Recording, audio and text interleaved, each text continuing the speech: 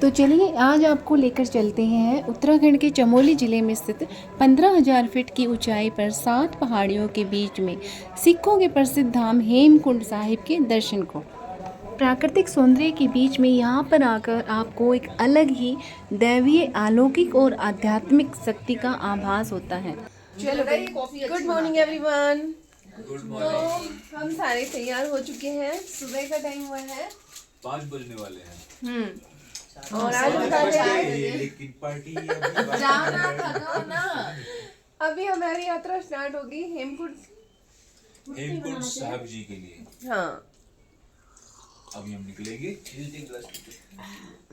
चलो फिर निकलिए। चलिए तो आगे मिलते हैं फिर। Bye bye.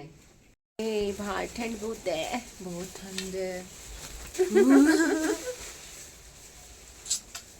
चलो भाई तैयार हो गए सारे, निकलते हैं अब। अभी 5 भी नहीं बजे हैं। आप देख सकते हैं मौसम का हाल, बाहर काफ़ी ठंड है। अभी जल्दी निकलेंगे तो जल्दी वापस आना है, फिर वापस नीचे उतर के जाना है। तो हम लोगों ने 5 बजे ट्रैकिंग स्टार्ट कर दी, लेकिन कुछ लोगों ने 3 बजे यात्रा शुरू कर दी थी। इसका कारण ये था कि ऊपर जो चढ़ाई है वो बिल्कुल खड़ी है, काफ़ी टफ़ है, तो उसमें टाइम लगता है। और जो हम ऊपर जाते हैं हमारा ऑक्सीजन लेवल भी कम होने लगता है, सांस लेने में दिक्कत आती है, सांस हमारी फूलने में लगती है, काफ़ी थकावट महसूस होती है। तो चलने से पहले अपना जो फिटनेस है उसे चेक कर लीजिए।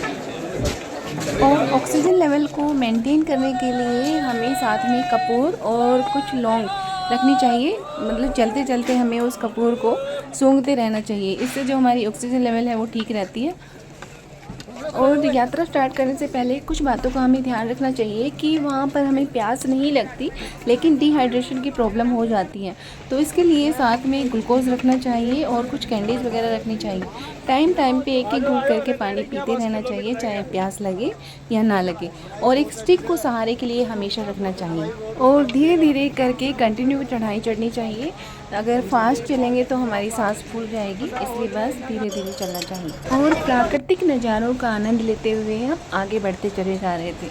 यहाँ की जो खूबसूरती होती है उससे बस मन प्रसन्न होता जाता है और एक मोटिवेशन भी मिलता जाता है, क्योंकि जो आगे बढ़ते जाते हैं खूबसूरती भी बढ़ती जाती है।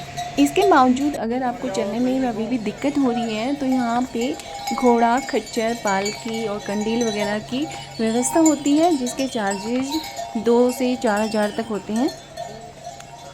तो यदि आपको दिक्कत होती है तो आप कोई भी सुविधा ले सकते हैं।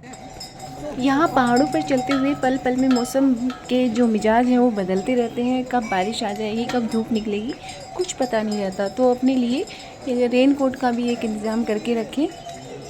और वैसे टेंशन लेने की कोई बात नहीं है, जगह जगह पर आपको रेस्ट करने के लिए या बैठने के लिए बेंचेस मिलती हैं, पत्थर की बनी हुई और लोहे की बनी हुई। हाँ चलते चलते 2.75 घंटे हो गए हैं। है ना, किलोमीटर बचे। क्या हो गया?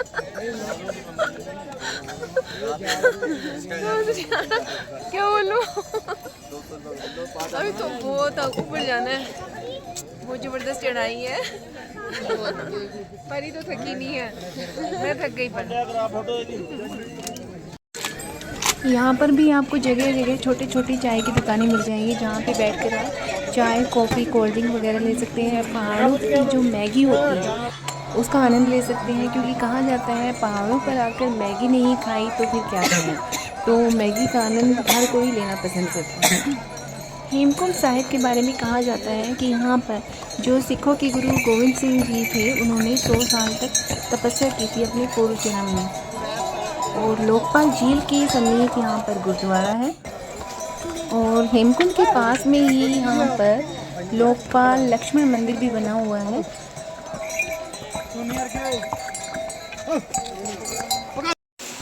4 किलोमीटर हो चुकी है यात्रा पूरी। अभी बाकी जो 2 किलोमीटर बची है वो सारा ग्लेशियर है। कहा जाता है कि जब मेघनाथ के तीर से लक्ष्मण जी घायल हुए थे तो वो यहीं पर आए थे और यहीं पर उन्हें संजीवनी बूटी के द्वारा जीवित किया गया था। तो आगे का रास्ता आप देख सकते हैं, पूरा ये ग्लेशियर है। यहीं से हमें जो चढ़ाई है वो शुरू करनी है। पूरा बर्फ से ढका हुआ इलाका है, जगह जगह आप ये पानी देख सकते हैं। तो काफ़ी संभल के चलना पड़ता है, नहीं कह सकते हैं कि नज़र हटी और दुर्घटना घटी। और बारिश के मौसम में तो ये पूरा जो इलाका है एक तरह से फूलों से भर जाता है। अभी कुछ ही दूरी पर हमें फूल दिखाई दे रहे थे। और यहाँ का जो प्रसिद्ध पुष्प है वो ब्रह्म कमल है, जो महादेव जी को सावन के मौसम में चढ़ाया जाता है। वो यहाँ पर सबसे अधिक मात्रा में पाया जाता है और यहाँ का राष्ट्रीय फूल भी माना जाता है।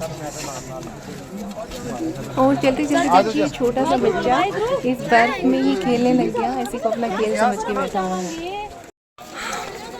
इतनी ऊंचाई पर आ गए। मेरे पीछे आप देख सकती हैं जितना भी सारा ये वाइट एरिया दिखाई दे रहा है पूरी बर्फ से ढकी हुई है घाटी और पर्वत। और यहाँ पे कहा जाता है कि जड़ी बूटियों की भरमार है। तो आप देख रहे हैं जाने वाले जो यात्री हैं, ट्रैकर्स हैं, उनमें बच्चे, बड़े, बूढ़े, जवान सभी शामिल हैं। आपको 80 साल के बूढ़े भी मिलेंगे और साथ ही साथ 5-6 साल के छोटे बच्चे भी मिलेंगे, जिससे हमें एक अजीब अच्छा सा मोटिवेशन मिलता है। और पूरे रास्ते जो भक्तजन हैं नारे लगाते चलते हैं, वाहेगुरु दा खालसा वाहेगुरु दी फतेह, बोले सो निहाल, सत श्री अकाल। उससे भी सभी यात्रियों में एक जोश भर जाता है। और यहाँ के जो नज़ारे हैं वो तो वैसे ही हमें आगे बढ़ने के लिए उत्साहित करते रहते हैं। ऊपर जाने में गुरुद्वारे में आपको लंगर की सुविधा मिलती है। वहाँ पर आपको खिचड़ी और चाय पकौड़े वगैरह मिलते हैं, कुछ और चीज़ें भी मिलती हैं खाने के लिए। और गुरुद्वारे में जो आखिरी अरदास होती है 12 बजे होती है। 2 बजे गुरुद्वारा बंद हो जाता है क्योंकि उसके बाद मौसम में बदलाव आने लगता है।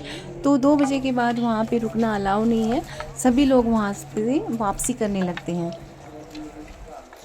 और यही मेन कारण है कि सुबह हमें जल्दी यात्रा स्टार्ट करनी पड़ती है ताकि टाइम से हम वापस उतराई कर सकें। तो फाइनली पहुंच गए हम।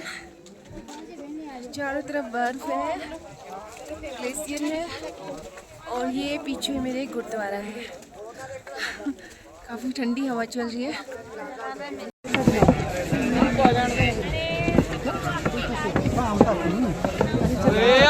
आ जाओ यार।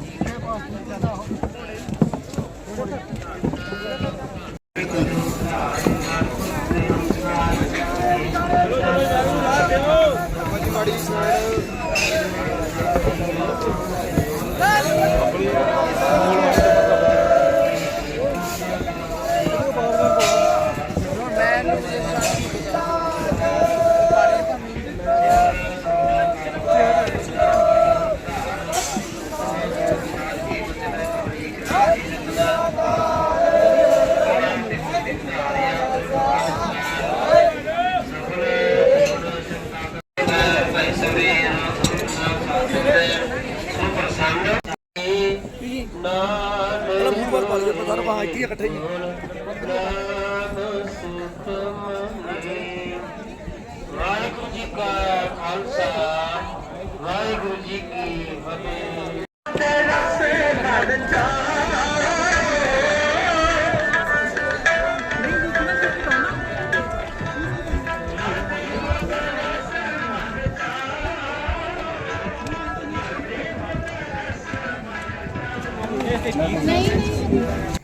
गुरुद्वारे में अरदास के बाद आप यहाँ हेमकुंड में पवित्र धाम के दर्शन कर सकते हैं और इस पवित्र जल में डुबकी लगा सकते हैं।